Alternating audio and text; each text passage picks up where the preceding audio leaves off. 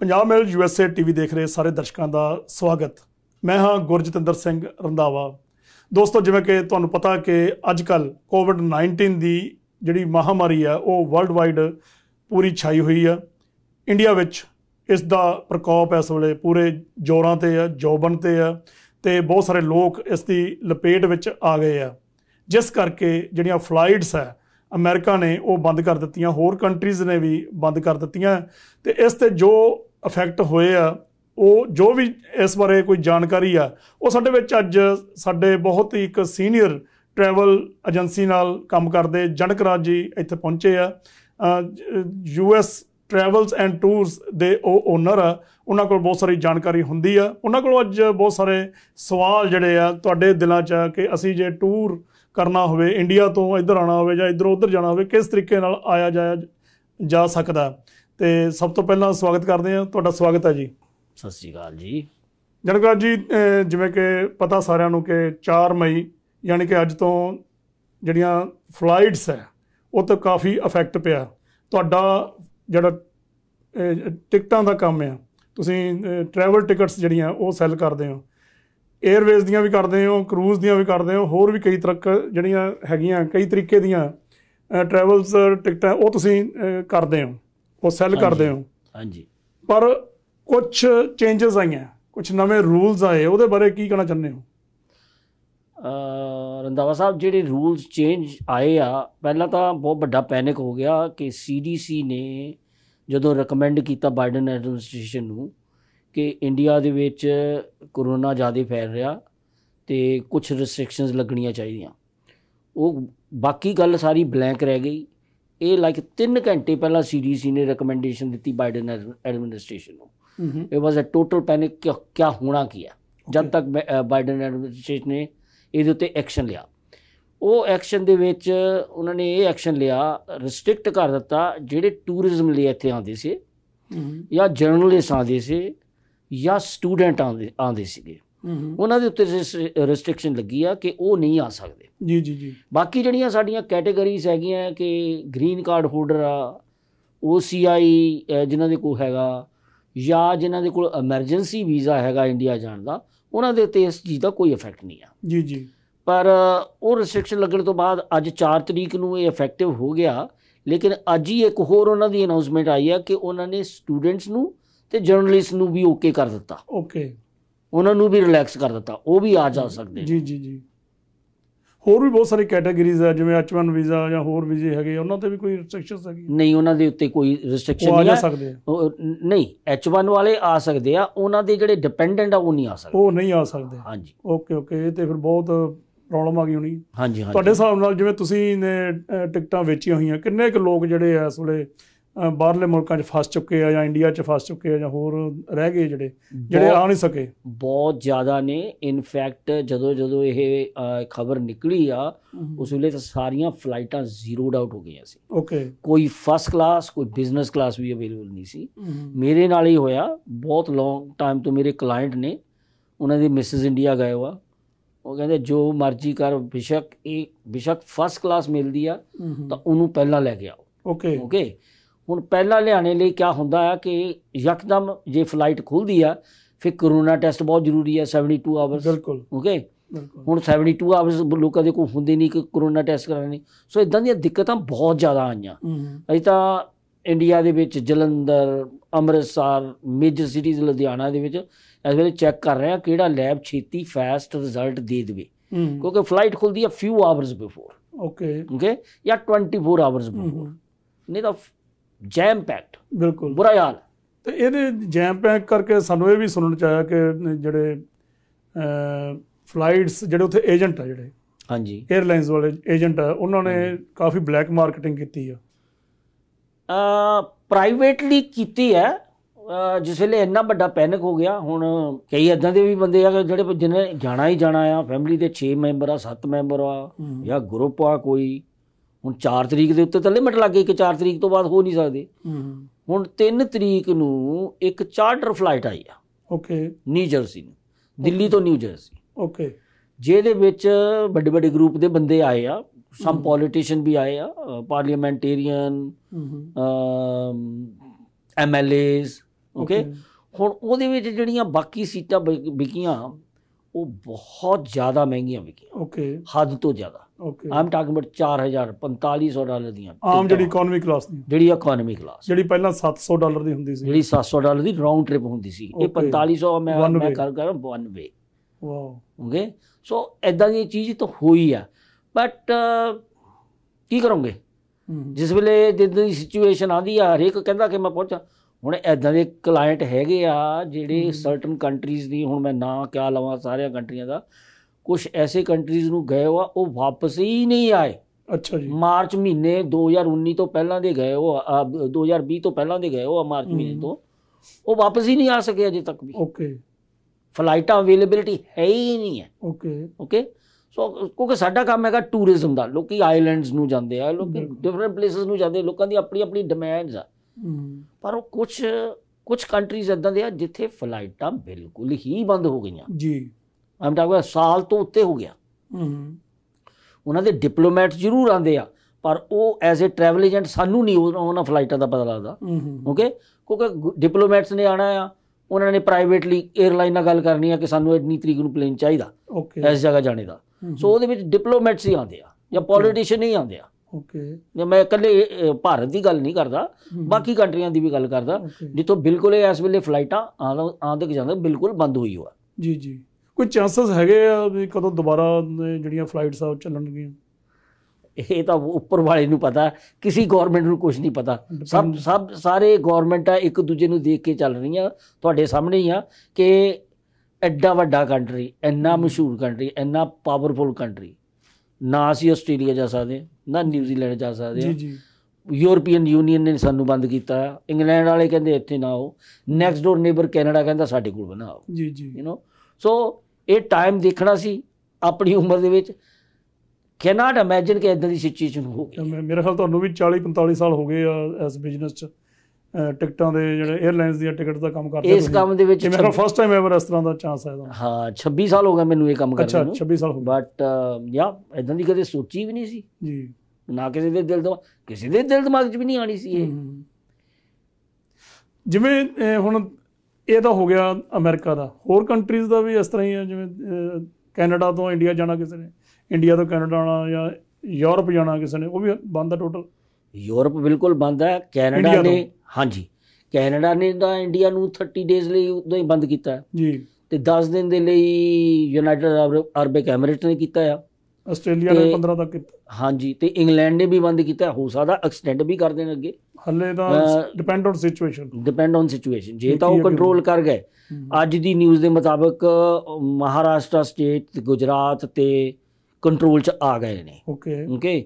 ਦਿੱਲੀ ਦੇ ਵਿੱਚ ਆਕਸੀਜਨ ਦੀ ਘਾਟ ਕਰਕੇ ਕੇਸਿਸ ਆਰ ਸਟਿਲ ਦੇਅਰ, ਤੇ ਕੇਸ ਅਗਰ ਜੇ ਵੱਧ ਰਹੇ ਆ ਤਾਂ ਕਰਨਾਟਕਾ 'ਚ ਵੱਧ ਰਹੇ, ਜੋ ਮੈਂ ਖਬਰਾਂ ਦੇ ਵਿੱਚ ਦੇਖਿਆ। ਓਕੇ। ਹਾਂਜੀ ਜਨਕ ਜੀ, ਇੱਕ ਜਿਵੇਂ ਇਹ ਤਾਂ ਹੋ ਗਿਆ ਟੂਰਿਸਟ ਵਾਲਿਆਂ ਵਾਲੀ, ਜੇ ਟੂਰਿਸਟ ਬਿਲਕੁਲ ਟੋਟਲ ਬੈਨ ਹੈ ਇਸ ਵੇਲੇ, ਅਮਰੀਕਾ, ਇੰਡੀਆ ਤੋਂ ਅਮਰੀਕਾ ਨਹੀਂ ਆ ਸਕਦੇ, ਜਾਂ ਹੋਰ ਕੰਟਰੀਜ਼ ਇਸ ਤਰ੍ਹਾਂ ਦੇ ਬਹੁਤ ਸਾਰੇ ਹੈਗੇ ਆ ਜਿਨ੍ਹਾਂ ਨੇ ਬੈਨ ਕੀਤਾ। ਜਿਹੜੇ ਗ੍ਰੀਨ ਕਾਰਡ ਆ ਜਾਂ ਸਿਟੀਜ਼ਨ ਆ ਉਹਨਾਂ 'ਤੇ ਵੀ ਕੋਈ ਬੈਨ ਲੱਗਿਆ ਕਿ ਅਮਰੀਕਾ ਨੇ ਲਾਇਆ, ਕਿ ਕਿਸ ਤਰ੍ਹਾਂ ਹੈਗਾ? ਨਹੀਂ, ਅਮਰੀਕਾ ਨੇ ਗ੍ਰੀਨ ਕਾਰਡ ਹੋਲਡਰ ਦੇ ਉੱਤੇ ਕੋਈ ਬੈਨ ਨਹੀਂ ਲਾਇਆ। ਦੇਖੋ ਜੀ, ਗ੍ਰੀਨ ਕਾਰਡ ਹੋਲਡਰ ਦਾ ਮਤਲਬ ਕਿਆ ਆ? ਤੁਸੀਂ ਪਰਮਾਨੈਂਟ ਰੈਜ਼ੀਡੈਂਟ ਹੈ ਇੱਥੇ, ਜਾਂ ਤੁਹਾਡੀ ਰੈਜ਼ੀਡੈਂਸੀ ਅਮਰੀਕਾ ਦੇ ਵਿੱਚ ਹੈਗੀ ਆ, ਤਾਂ ਇਹਦੇ ਉੱਤੇ ਕੋਈ ਰੋਕ ਨਹੀਂ ਹੈ ਫਿਰ। ਜੀ ਜੀ। US citizen does not matter ਵੀ ਉਹ ਇੰਡੀਆ ਤੋਂ ਹੀ ਆ ਰਹੇ, ਭਾਵੇਂ ਕਿਸੇ ਵੀ ਕੰਟਰੀ ਤੋਂ ਆ ਰਹੇ। ਜੀ ਜੀ। ਹਾਂ, ਲੇਕਿਨ ਹਾਂ ਰਿਕੁਆਇਰਮੈਂਟਸ ਹੈਗੀਆਂ, ਡਿਫਰੈਂਟ ਕੰਟਰੀ ਡਿਫਰੈਂਟ ਰਿਕੁਆਇਰਮੈਂਟਸ ਹੈ। ਸਾਰੀਆਂ ਰਿਕੁਆਇਰਮੈਂਟ ਜਿੱਦਾਂ ਭਾਰਤ ਦੇ ਉੱਤੇ ਲੱਗੀਆਂ ਇੱਦਾਂ ਨਹੀਂ ਹੈ। ਜੀ ਜੀ। ਦੂਸਰੀਆਂ ਕੰਟਰੀਆਂ ਦੇ ਲਈ ਇੱਦਾਂ ਦੀਆਂ ਵੀ ਹੈਗੀਆਂ ਜਿਨ੍ਹਾਂ ਕੰਟਰੀਆਂ ਤੋਂ ਆ ਕੇ 14 ਡੇਜ਼ ਕੁਆਰੰਟੀਨ ਹੈ ਇੱਥੇ। ਜੀ ਜੀ। ਜੋ ਭਾਰਤ ਦੇ ਲਈ ਨਹੀਂ ਹੈਗਾ। ਹਾਂਜੀ, ਠੀਕ ਹੈ। ਜਨਕ ਜੀ, ਤੁਸੀਂ ਕੁਆਰੰਟੀਨ ਬਾਰੇ ਗੱਲ ਕੀਤੀ ਆ। ਅਮਰੀਕਾ ਤੋਂ ਜਦੋਂ ਇੰਡੀਆ ਜਾਂਦੇ ਆ ਜਾਂ ਇੰਡੀਆ ਤੋਂ ਇੱਧਰ ਆਉਂਦੇ ਆ, ਤੇ COVID-19 ਜਿਹੜਾ ਉਹ ਟੈਸਟ ਕਰਾਉਣਾ ਬਹੁਤ ਜ਼ਰੂਰੀ ਆ। ਉਹਦਾ ਕੀ ਪ੍ਰੋਸੀਜਰ ਆ ਸਾਰਾ? ਉੱਧਰੋਂ ਆਉਣਾ ਪਹਿਲਾਂ ਉਹਦੇ ਬਾਰੇ ਦੱਸ ਦਿਓ। ਉੱਧਰੋਂ ਆਉਣ ਵੇਲੇ ਤੇ ਇੱਧਰੋਂ ਜਾਣ ਵੇਲੇ ਬੇਸਿਕਲੀ ਸੇਮ ਹੈ ਜੀ। ਇਹਨੂੰ RT-PCR ਟੈਸਟ, ਬਹੁਤ ਲੋਕੀ ਰੈਪਿਡ ਟੈਸਟ ਕਰਵਾ ਕੇ ਚਲੇ ਜਾਂਦੇ ਆ। ਰੈਪਿਡ ਟੈਸਟ ਨਾ ਕਿਸੇ ਗੌਰਮੈਂਟ ਨੇ ਰੈਕਗਨਾਈਜ਼ ਕੀਤਾ ਕਿ ਇਟਸ ਓਕੇ, ਨਾ ਕਿਸੇ ਏਅਰਲਾਈਨ ਨੇ ਓਕੇ ਕੀਤਾ। Okay. So it's very important, ਬਹੁਤ ਜ਼ਰੂਰੀ ਹੈ ਕਿ ਸਾਰੇ ਜਾਣ ਲੈਣ ਜਦੋਂ ਵੀ ਟਰੈਵਲ ਕਰਨਾ। ਤੇ RT-PCR ਟੈਸਟ ਹੋਣਾ ਹੈ। ਬੇਸਿਕਲੀ PCR ਟੈਸਟ ਦਾ ਨਾਂ ਆ।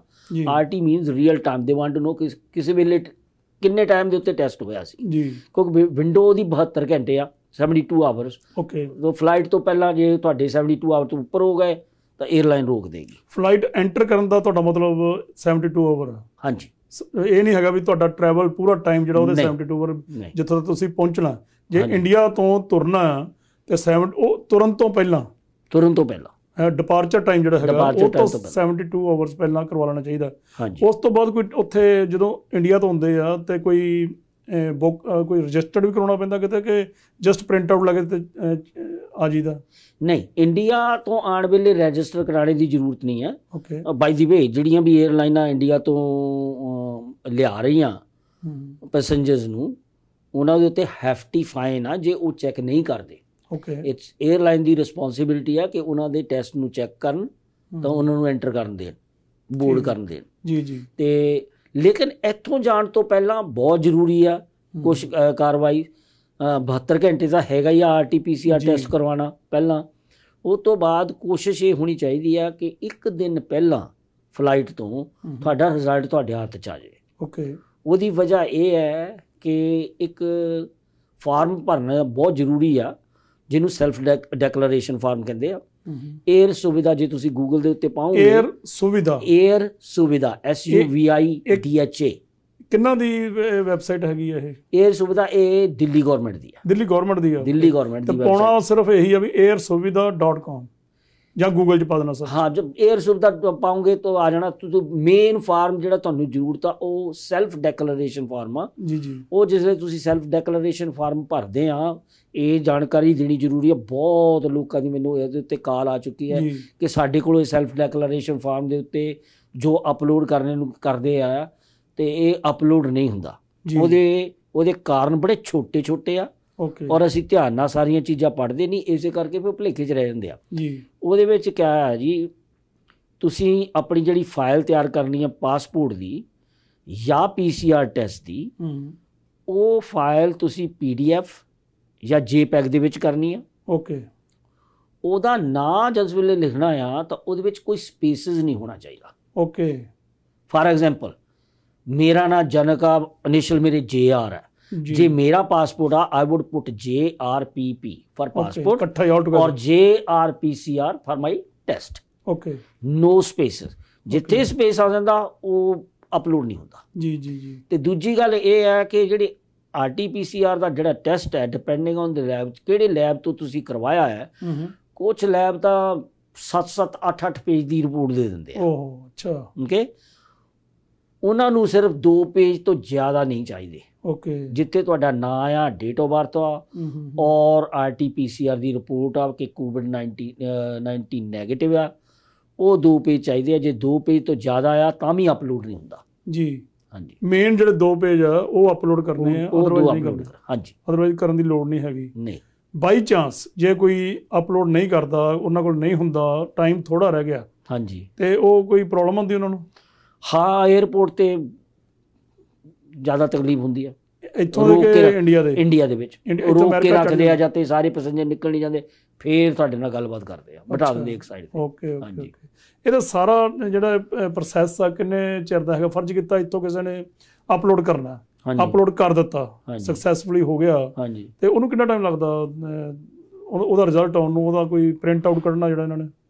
ਉਹ ਜਿੱਦਾਂ ਹੀ ਤੁਸੀਂ ਉਹਨਾਂ ਨੂੰ ਸਬਮਿਟ ਕਰ ਦਿੱਤਾ ਤਾਂ 2-3 ਮਿੰਟ ਦੇ ਵਿੱਚ ਹੀ ਤਾਂ ਪਹਿਲਾਂ ਤਾਂ ਤੁਹਾਨੂੰ ਇੱਕ ਈਮੇਲ ਆ ਜਾਣੀ ਆ ਕਿ ਤੁਹਾਡੀ ਸਬਮਿਸ਼ਨ ਕਾਮਯਾਬ ਆ, ਸਾਨੂੰ ਰਿਸੀਵ ਹੋ ਗਿਆ। ਰਿਸੀਵਡ ਦੀ ਆ ਜਾਣੀ ਪਹਿਲਾਂ, ਤੇ ਮੈਕਸਿਮਮ 2 ਆਵਰ ਦੇ ਵਿੱਚ ਵਿੱਚ ਉਹਨਾਂ ਦਾ ਰਿਸਪੌਂਸ ਆ ਜਾਣਾ ਜੀ। ਕਿ ਇਹ ਆਟੋ ਰਿਸਪੌਂਸ ਆ ਕਿ ਕੋਈ ਉੱਥੇ? ਨਹੀਂ, ਕੋਈ ਚੈੱਕ ਕਰਦਾ, ਉੱਥੇ ਚੈੱਕ ਕਰ ਮੈਨੂਅਲ ਆ ਸਾਰਾ। ਹਾਂਜੀ ਹਾਂਜੀ। ਤੇ ਕਈ ਵਾਰੀ ਨਹੀਂ ਵੀ ਆਉਂਦੀ, ਬਹੁਤ ਸਾਰੇ ਸਾਡੇ ਦਰਸ਼ਕ ਆ ਜਿਹੜੇ ਉਹ ਕਹਿੰਦੇ ਆ ਕਿ ਅਸੀਂ 10-10 ਘੰਟੇ ਹੋ ਗਏ ਅਪਲੋਡ ਹੋ ਗਿਆ, ਪਰ ਉਹਨਾਂ ਨੂੰ ਆਉਂਦਾ ਨਹੀਂ ਉਹ ਵਾਪਸ।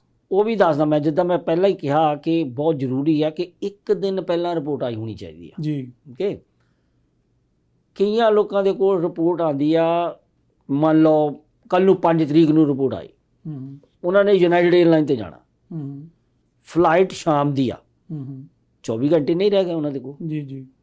ਇੱਕ ਦਿਨ ਪਹਿਲਾਂ ਰਿਪੋਰਟ ਬਹੁਤ ਜ਼ਰੂਰੀ ਆ, ਫੇਰ ਹੀ ਅਪਲੋਡ ਪ੍ਰੋਪਰ ਹੁੰਦੀ ਆ। ਜੇ ਇੱਕ ਦਿਨ ਪਹਿਲਾਂ ਨਹੀਂ ਹੈ ਫਿਰ ਕਈ ਵਾਰੀ ਰਿਸਪੌਂਡ ਨਹੀਂ ਆਉਂਦਾ। ਤੁਸੀਂ ਜਿਸ ਤਰ੍ਹਾਂ ਕਹਿ ਤਾ ਕਿ ਇੱਕ ਦਿਨ ਪਹਿਲਾਂ ਕਰਨਾ, ਕਈ ਵਾਰੀ ਇਹ ਹੁੰਦਾ ਜਿੱਥੋਂ ਉਹਨਾਂ ਨੇ ਚੈੱਕ ਕਰਵਾਇਆ ਹੁੰਦਾ ਉਹ ਜਿਹੜੀ ਲੈਬ ਆ ਉਹ ਬਹੁਤ ਟਾਈਮ ਲਾ ਦਿੰਦੀ ਹੈ, ਤੇ ਇਹ 72 ਆਵਰ ਜਿਹੜਾ ਇਹ ਬੜੀ ਪ੍ਰੋਬਲਮਸ ਆ। ਇਸੇ ਕਰਕੇ ਬਹੁਤ ਜ਼ਰੂਰੀ ਹੈ ਤੁਸੀਂ ਪਹਿਲਾਂ ਹੀ ਲੈਬ ਦੇ ਨਾਲ ਥੋਰੋਲੀ ਇਸ ਗੱਲ ਦੀ ਚੈੱਕਅਪ ਕਰਾਓ। ਇੱਥੇ ਅਸੀਂ ਰეკਮੈਂਡ ਕਰਦੇ ਹਾਂ, ਕਈ ਲੈਬ ਹੈਗੇ ਇੱਥੇ ਜਿਹੜੇ 4 ਘੰਟੇ ਦੇ ਵਿੱਚ ਵੀ ਰਿਪੋਰਟ ਦਿੰਦੇ ਆ ਜੀ। ਏਅਰਪੋਰਟ ਦੇ, ਸੈਨ ਫਰਾਂਸਿਸਕੋ ਏਅਰਪੋਰਟ ਦੇ ਬਹੁਤ ਲਾਗੇ ਹੀ ਹੈ, ਮੇਰੇ ਖਿਆਲ 5 ਤੋਂ 7 ਮਿੰਟ ਦੇ ਰਸਤੇ ਦੇ ਵਿੱਚ ਹੈਗਾ। ਓਕੇ, ਉਹ ਅੱਧੇ ਘੰਟੇ ਦੇ ਵਿੱਚ ਰਿਪੋਰਟ ਦੇ ਦਿੰਦੇ ਆ। ਪਰ ਉੱਥੇ ਇਹ ਹੁੰਦਾ ਨਾ ਜੀ ਕਈ ਵਾਰ ਉਹ ਚਾਰਜ ਕਰਦੇ ਨੇ, ਸਾਰੇ ਲੈਬ ਚਾਰਜ ਕਰਦੇ ਨੇ। ਓਕੇ, ਜਿਹੜੇ ਇੱਕ ਫ੍ਰੀ ਟੈਸਟ ਕਰਦੇ ਆ ਕੋਵਿਡ ਦਾ, ਉਹ ਵੀ ਵੈਲਿਡ? ਬਿਲਕੁਲ ਵੈਲਿਡ ਹੈ, ਸੋ ਲੌਂਗ PCR ਟੈਸਟ ਹੋਵੇ। PCR ਮਤਲਬ ਫ੍ਰੀ ਹੈਗੇ? ਸੈਕਰਾਮੈਂਟੋ ਕਾਉਂਟੀ ਨੇ ਜਗ੍ਹਾ ਜਗ੍ਹਾ ਲਗਾਏ ਆ, ਉਹ PCR ਟੈਸਟ ਨੇ ਸਾਰੇ ਫ੍ਰੀ ਨੇ। ਹਾਂਜੀ, ਸਾਰੇ ਫ੍ਰੀ ਹੈ। ਹਾਂਜੀ, ਪਹਿਲਾਂ ਤਾਂ ਹੁੰਦਾ ਸੀ ਮੇਰਾ ਖਿਆਲ ਵੀ $150 ਦੀ ਫੀਸ ਰੱਖੀ ਹੋਈ ਸੀ ਪ੍ਰਾਈਵੇਟ। ਨਹੀਂ, ਕਾਉਂਟੀ ਵੱਲੋਂ ਜਿਹੜੇ ਕੀਤੇ ਆ ਨਾ, ਹੁਣ ਲੜ ਦੀ ਜੋ ਕ੍ਰਿਸਚੀਅਨ ਸੁਸਾਇਟੀਜ਼ ਹੈਗੀਆਂ, ਲੜ ਦੀ ਚਰਚਸ, ਉਹਨਾਂ ਦੇ ਵਿੱਚ ਉਹਨਾਂ ਨੇ ਫ੍ਰੀ ਸਰਵਿਸ ਦਿੱਤੀ ਆ। ਉਹ ਸਾਰਾ PCR ਟੈਸਟ ਹੀ ਆ। ਉਹ ਫਲਾਈਟਸ ਲਈ ਉਹ ਵੈਲਿਡ ਹੈ? ਵੈਲਿਡ ਹੈ ਫਲਾਈਟ ਲਈ। ਓਕੇ, ਇੱਕ ਵਾਰੀ ਫੇਰ ਜਨਕ ਜੀ ਆਪਾਂ ਦੁਬਾਰਾ ਫਲਾਈਟਸ ਤੇ ਆਉਂਦੇ ਆ। ਯੂਰਪੀਅਨ ਯੂਨੀਅਨ 'ਚ ਕੋਈ ਅਜਿਹਾ ਕੰਟਰੀ ਹੈਗਾ ਜਿਹੜਾ ਕਿ ਓਪਨ ਹੋਵੇ ਅਮਰੀਕਾ ਲਈ? ਹਾਂਜੀ, ਇੱਕ ਹੈ, ਸਿਰਫ ਇੱਕ ਹੀ ਹੈ। ਅੱਛਾ, ਗ੍ਰੀਸ। ਜੀ ਜੀ, ਗ੍ਰੀਸ ਨੂੰ ਜਾ ਸਕਦੇ ਆ, ਬਸ਼ਰਤੇ ਕਿ ਹੁਣ ਆਪਾਂ ਘੁੰਮ ਫਿਰ ਕੇ ਜਾਣਾ ਪਏਗਾ। ਮੇਰੇ ਖਿਆਲ JFK ਤੋਂ ਫਲਾਈਟ ਹੈਗੀ ਆ ਐਥਨਸ ਦੀ, ਤੇ ਬਸ ਉਹੀ ਹੈ। ਪਰ ਬਾਈ ਦੀ ਵੇ ਯੂਰਪੀਅਨ ਯੂਨੀਅਨ ਸ਼ਾਇਦ ਖੁੱਲ ਜਾਵੇ। ਓਕੇ, ਯੂਰਪੀਅਨ ਯੂਨੀਅਨ ਇਸ ਵੇਲੇ ਆਪਸ ਦੇ ਵਿੱਚ ਵੀ ਖੁੱਲੀ ਨਹੀਂ ਹੈ। ਓਕੇ, ਇੱਕ ਕੰਟਰੀ ਤੋਂ ਦੂਸਰੀ ਕੰਟਰੀ। ਇਨਫੈਕਟ ਅੱਜ ਵੈਨਸਡੇ ਉੱਥੇ ਹੋ ਗਿਆ ਯੂਰਪ ਦੇ ਵਿੱਚ, ਅੱਜ ਉਹ ਕਨਵੀਨ ਕਰਨਗੇ ਬਰਸਲ ਦੇ ਵਿੱਚ, ਅੱਜ ਉਹਨਾਂ ਦੀ ਮੀਟਿੰਗ ਹੈ। ਓਕੇ, ਅੱਜ ਉਹਨਾਂ ਨੇ ਡਿਸੀਜਨ ਲੈਣਾ ਇਸੇ ਇਸ਼ੂ ਦੇ ਉੱਤੇ। ਓਕੇ, ਲੈਟਸ ਸੀ ਕਿ ਕਿਹੜੇ ਕਿਹੜੇ ਕੰਟਰੀ ਖੁੱਲ੍ਹਦੇ ਆ। ਤੇ ਉੱਦਾਂ ਬਾਰ-ਬਾਰ ਇਹੀ ਵੀ ਕਿਹਾ ਜਾਂਦਾ ਆ ਕਿ ਮਈ ਐਂਡ ਤੱਕ ਤਾਂ ਉਹਨਾਂ ਨੇ ਖੋਲ੍ਹ ਹੀ ਦੇਣਾ ਹੈ। ਓਕੇ ਓਕੇ, ਤੇ ਯੂਰਪ ਸਾਨੂੰ ਅਮਰੀਕਾ ਦੇ ਨੂੰ ਨਹੀਂ ਖੁੱਲ੍ਹੇਗਾ ਤਾਂ ਪਤਾ ਨਹੀਂ, ਬਟ ਇੰਗਲੈਂਡ ਦੀ ਬਹੁਤ ਸੰਭਾਵਨਾ ਹੈ ਕਿ ਇੰਗਲੈਂਡ ਅਮਰੀਕਾ ਦੇ ਲਈ ਖੁੱਲ੍ਹ ਜਾਏਗਾ ਐਸੇ ਮਹੀਨੇ ਦੇ ਐਂਡ ਤੱਕ। ਜੀ ਜੀ ਜੀ, ਜੋ ਲੱਗਦਾ ਹੈ। ਜੀ, ਹੁਣ ਆਪਾਂ ਗੱਲ ਦੁਬਾਰਾ ਆਈਏ ਜੀ ਥੋੜ੍ਹਾ ਜਿਹਾ ਫਲਾਈਟਸ ਦੀ ਟਿਕਟ 'ਤੇ। ਹਾਂਜੀ, ਜੇ ਇਹਨਾਂ ਦਿਨਾਂ 'ਚ ਕਿਸੇ ਗ੍ਰੀਨ ਕਾਰਡ ਹੋਲਡਰ ਨੇ ਇੰਡੀਆ ਜਾਣਾ ਤੇ ਜਾਂ ਸਿਟੀਜ਼ਨਸ਼ਿਪ ਜਿਨ੍ਹਾਂ ਕੋਲ ਹੈਗੀ ਆ ਉਹਨਾਂ ਨੇ ਇੰਡੀਆ ਜਾਣਾ, ਕਿੰਨੀ ਦੇਰ ਪਹਿਲਾਂ ਉਹ ਟਿਕਟ ਜਿਹੜੀ ਆ ਆਪਣੀ ਬੁੱਕ ਕਰਾਵੇ? ਕੋਈ ਮੇਰੇ ਪੁੱਛਣ ਦਾ ਮਤਲਬ ਇਹ ਕੋਈ ਰਸ਼, ਕੋਈ ਬਿਜ਼ੀ ਤਾਂ ਨਹੀਂ ਚੱਲ ਰਿਹਾ, ਬਹੁਤਾ ਰਸ਼ ਤਾਂ ਨਹੀਂ ਚੱਲ ਰਿਹਾ 에ਅਰਵੇਜ਼ ਦਾ? ਹਾਂ, ਸਵਾਲ ਤੁਹਾਡਾ ਠੀਕ ਹੈ। ਜਾਣ ਵੇਲੇ ਕੋਈ ਰਸ਼ ਨਹੀਂ ਹੈ। ਜੀ ਜੀ, ਪ੍ਰੋਬਲਮ ਉਹਨਾਂ ਦੇ ਲਈ ਆ ਜਿਹੜੇ ਕਹਿੰਦੇ ਅਸੀਂ ਹਫ਼ਤੇ ਦੇ ਵਿੱਚ ਆਉਣਾ ਜਾਂ 2 ਹਫ਼ਤਿਆਂ ਦੇ ਵਿੱਚ ਆਉਣਾ ਜਾਂ ਮਹੀਨੇ ਦੇ ਵਿੱਚ ਆਉਣਾ। ਓਕੇ, ਉੱਧਰੋਂ ਬਹੁਤ ਜ਼ਿਆਦਾ ਰਸ਼ ਹੈ। ਓਕੇ ਓਕੇ, ਸੋ ਜਿਹੜੇ ਲੋਕ ਸੋਚਦੇ ਹੈ ਕਿ ਅਸੀਂ ਜੂਨ ਦੇ ਵਿੱਚ ਜਾਣਾ ਹੈ, ਉਹਨਾਂ ਔਰ ਆਉਣਾ 15 ਦਿਨਾਂ ਵਿੱਚ ਆ, ਮਹੀਨੇ ਦੇ ਵਿੱਚ ਆ, ਉਹਨਾਂ ਨੂੰ ਹੁਣ ਡੈਫੀਨਿਟਲੀ ਬੁਕਿੰਗ ਕਰਨ ਦੀ ਜ਼ਰੂਰਤ ਹੈ। ਓਕੇ, ਕਿਉਂਕਿ ਉਹਨਾਂ ਦੇ ਕੋਲ ਟਾਈਮ ਹੈਗਾ।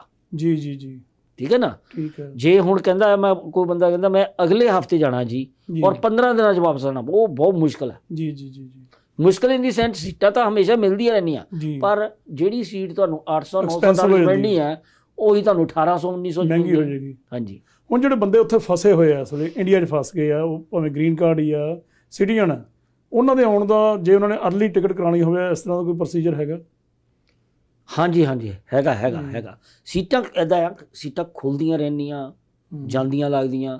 ਕਈ ਵਾਰੀ ਅਸੀਂ ਦੇਖਿਆ, ਹੁਣ ਜਿਸ ਵੇਲੇ ਆ ਪੈਨਿਕ ਹੋਇਆ ਸੀ, ਫਲਾਈਟ ਸਾਰੀ ਦੀ ਸਾਰੀ ਖੁੱਲ੍ਹੀ ਸੀ second the. Okay okay, 15 minute everything on including first class. Okay ਜੀ ਜੀ, ਇਹ ਪੈਨਿਕ ਦਾ ਇਫੈਕਟ ਸੀ। ਓਕੇ, ਇਹਦਾ ਮਤਲਬ ਵੀ ਪਹਿਲਾਂ ਹੀ ਕੇਅਰਫੁਲ ਰਹਿਣਾ ਚਾਹੀਦਾ। ਜੇ ਕਿਸੇ ਨੇ ਅੱਜ ਦੀ ਡੇਟ 'ਚ ਟਿਕਟ ਬੁੱਕ ਕਰਾਉਣੀ ਹੈ, ਪਹਿਲਾਂ ਸੋਚ ਸਮਝ ਲਵੇ ਕਿ ਆਲਰੇਡੀ ਉੱਥੇ ਜਿਹੜੀ ਬਹੁਤ ਜ਼ਿਆਦਾ ਭੀੜ ਇਕੱਠੀ ਹੋਈ ਆ, ਪਹਿਲਾਂ ਤਾਂ ਉਹਨਾਂ ਨੇ ਆਉਣਾ। ਹਾਂਜੀ, ਉਹਨਾਂ ਦਾ ਲਾਟ ਜਿਹੜਾ ਕਹਿ ਸਕਦੇ ਆ, ਜਿੰਨਾ ਚਿਰ ਉਹ ਖਤਮ ਨਹੀਂ ਹੁੰਦਾ, ਉਹ ਲੋਕ ਜਦੋਂ ਵਾਪਸ, ਜਿੰਨਾ ਚਿਰ 'ਚ ਵਾਪਸ ਨਹੀਂ ਆ ਜਾਂਦੇ, ਉਹਨਾਂ ਚਿਰ ਹਾਲੇ ਸੋਚਣ ਨਾ ਲੋਕ ਵੀ ਮਈ ਦੀ ਕੋਈ ਬੁਕਿੰਗ ਕਰਾਉਣੀ ਆ। ਮਤਲਬ ਜੇ ਕਰਾਉਣੀ ਵੀ ਆ ਤਾਂ ਜੂਨ ਜਾਂ ਜੁਲਾਈ ਦੀ ਬੁਕਿੰਗ ਹੁਣ ਤੋਂ ਹੀ ਕਰਾ ਲੈਣ, ਕਿਉਂਕਿ ਇੱਕਦਮ ਜਦੋਂ ਉਹਨਾਂ ਨੇ ਇੱਧਰ ਆ ਜਾਣਾ ਤਾਂ ਰਸ਼ ਬਹੁਤ ਪੈਣਾ। ਰੰਧਾਵਾ ਸਾਹਿਬ, ਪ੍ਰੋਬਲਮ ਤਾਂ ਇਹ ਡਬਲ ਹੋ ਗਈ ਨਾ। ਹਾਂਜੀ, ਸਿਰਫ ਇਹ ਨਹੀਂ ਹੋਇਆ ਕਿ ਬਾਈਡਨ ਐਡਮਿਨਿਸਟ੍ਰੇਸ਼ਨ ਨੇ ਇੱਦਾਂ ਦਾ ਐਕਸ਼ਨ ਲਿਆ, ਪ੍ਰੋਬਲਮ ਇਹ ਵੀ ਹੋਈ ਤੇ ਕੋਵਿਡ-19 ਦੇ ਕੇਸਿਸ ਕਿੰਨੇ ਇੰਡੀਆ ਦੇ ਵਿੱਚ ਵੱਧ ਗਏ। ਉਹ ਚੀਜ਼ ਵੀ ਪੈਨਿਕ ਕਰਦੀ ਲੋਕਾਂ ਨੂੰ। ਫਿਰ ਭਾਈ ਜਦ ਅਸੀਂ ਅਮਰੀਕਾ ਦੇ ਰਹਿਣੇ ਵਾਲੇ, ਅਸੀਂ ਵਾਪਸ ਕਿਉਂ ਨਹੀਂ ਜਾਂਦੇ? ਅਸੀਂ ਆਹ ਖਤਰਾ ਕਿਉਂ ਮੁੱਲ ਲੈਣਾ? ਰਾਈਟ, ਬਿਲਕੁਲ। ਹਰੇਕ ਹਿਊਮਨ ਬੀਇੰਗ ਆਪਣੀ ਸੇਫਟੀ ਸੋਚਦੀ ਹੈ। ਬਿਲਕੁਲ, ਠੀਕ ਹੈ ਕਿ ਨਹੀਂ? ਉਹ ਡਬਲ ਕੰਮ ਹੋ ਗਿਆ। ਰਾਈਟ, ਉਹਨਾਂ ਦਾ ਵੀ ਰਸ਼ ਹੋਇਆ ਪੈਨਿਕ ਦੇ ਵਿੱਚ, ਅਸੀਂ ਵਾਪਸ ਜਾਈਏ। ਇੱਧਰੋਂ ਆ ਸਟਿਪੂਲੇਸ਼ਨ ਲੱਗ ਗਈ ਕਿ ਟੂਰਿਸਟ ਆ ਨਹੀਂ ਸਕਦੇ ਜੀ ਜੀ ਵਾਪਸ। ਜੀ ਜੀ ਜਨਕ ਜੀ, ਇੱਕ ਬੜੀ ਜ਼ਰੂਰੀ ਗੱਲ ਹੈ ਕਿ ਇਹ ਤਾਂ ਆਪਾਂ ਓਵਰਆਲ ਕਰ ਲਈ ਫਲਾਈਟਸ ਦੀ ਗੱਲ, ਪਰ ਫਲਾਈਟਸ ਤੇ ਜਾਣ ਲਈ ਇੰਡੀਆ ਦਾ ਵੀਜ਼ੇ ਦੀ ਵੀ ਲੋੜ ਪੈਂਦੀ ਆ, ਤੇ ਤੁਹਾਡੇ ਹਿਸਾਬ ਨਾਲ ਜਿਹੜਾ ਵੀਜ਼ਾ ਇਸ ਵੇਲੇ ਉਹ ਅਵੇਲੇਬਲ ਹੈਗਾ? ਅੰਬੈਸੀਜ਼ ਜਿਹੜੀਆਂ ਹੈਗੀਆਂ ਇੰਡੀਆ ਦੀਆਂ ਉਹ ਵੀਜ਼ਾ ਦੇ ਰਹੀਆਂ ਅਮਰੀਕਨਸ ਨੂੰ? ਨਾਟ ਪਰ ਸੇ ਅਮਰੀਕਨ ਨੂੰ, ਇੰਡੀਆ ਗਵਰਨਮੈਂਟ ਨੇ ਟੂਰਿਜ਼ਮ ਦਾ ਸਾਰਾ ਬੰਦ ਕਰ ਦਿੱਤਾ ਆ। ਜੀ ਜੀ ਰਿਗਾਰਡਲੈਸ, ਇਹ ਜ਼ਰੂਰੀ ਨਹੀਂ ਅਮਰੀਕਾ ਹੀ ਹੈ, Canada, England, Germany, Australia, you name it, tourism ਦੇ ਉੱਤੇ ਤਾਂ ਕੋਈ ਵੀ ਨਹੀਂ ਜਾ ਸਕਦਾ। ਇਨਫੈਕਟ ਜਿਨ੍ਹਾਂ ਦੇ ਕੋਲ 10-10 ਸਾਲ ਦੇ ਪਹਿਲਾਂ ਵੀਜ਼ੇ ਵੀ ਆ ਉਹ ਸਾਰੇ ਵੀਜ਼ੇ ਰਿਵੋਕ ਹੋ ਚੁੱਕੇ ਆ। ਪਰ ਕੁਝ ਕੈਟੇਗਰੀ ਦੇ ਵਿੱਚ ਇੰਡੀਅਨ ਗਵਰਨਮੈਂਟ ਨੇ ਅਲਾਉ ਕੀਤਾ, ਜਿਨ੍ਹਾਂ ਬੰਦਿਆਂ ਦੇ ਲਵ ਵਨਸ ਉੱਥੇ ਰਹਿੰਦੇ ਆ, ਜੇ ਕੋਈ ਬਿਮਾਰ ਪੈ ਗਿਆ ਤਾਂ ਤੁਸੀਂ ਮੈਡੀਕਲ ਦਾ ਨੋਟ ਮੰਗਵਾਓ, ਡਾਕਟਰ ਦੇ ਕੋਲੋਂ ਨੋਟ ਮੰਗਵਾਓ ਵੀ ਆ ਬੰਦਾ ਸੀਰੀਅਸ ਆ, ਉਹਦਾ ਕਿਆ ਰਿਲੇਸ਼ਨ ਤੁਹਾਡੇ ਨਾਲ ਆ, ਨੈਫਿਊ ਆ, ਚਾਚਾ ਆ, ਤਾਇਆ, ਰਿਗਾਰਡਲੈਸ ਵਟਐਵਰ ਇਟ ਇਜ਼, ਜੋ ਵੀ ਰਿਲੇਸ਼ਨ ਹੈ, government okay gives you 6 months visa, ਤੁਸੀਂ ਜਾ ਸਕਦੇ ਹੋ। ਹੋਰ ਕੁਝ ਕੈਟੇਗਰੀਜ਼ ਹੈਗੀਆਂ, ਜੇ ਹੁਣ ਇੰਡੀਆ ਦਾ ਮੈਡੀਕਲ ਫੀਲਡ ਕਾਫੀ ਸਟਰੋਂਗ ਆ ਜੀ, ਬਹੁਤ ਸਾਰੇ ਲੋਕ ਜਾ ਕੇ ਉੱਥੇ ਸਰਜਰੀ ਕਰਾਉਂਦੇ ਆ। ਜੇ ਤੁਹਾਡੀ ਉੱਥੇ ਅਪੁਆਇੰਟਮੈਂਟ ਬਣੀ ਆ ਕਿਸੇ ਹਸਪੀਟਲ ਦੇ ਨਾਲ ਤਾਂ ਹਸਪੀਟਲ ਲੈਟਰ ਇਸ਼ੂ ਕਰਦਾ ਤਾਂ ਵੀ ਤੁਹਾਨੂੰ ਵੀਜ਼ਾ ਮਿਲਦਾ, ਟ੍ਰੀਟਮੈਂਟ ਲਈ ਜਾ ਸਕਦੇ ਆ।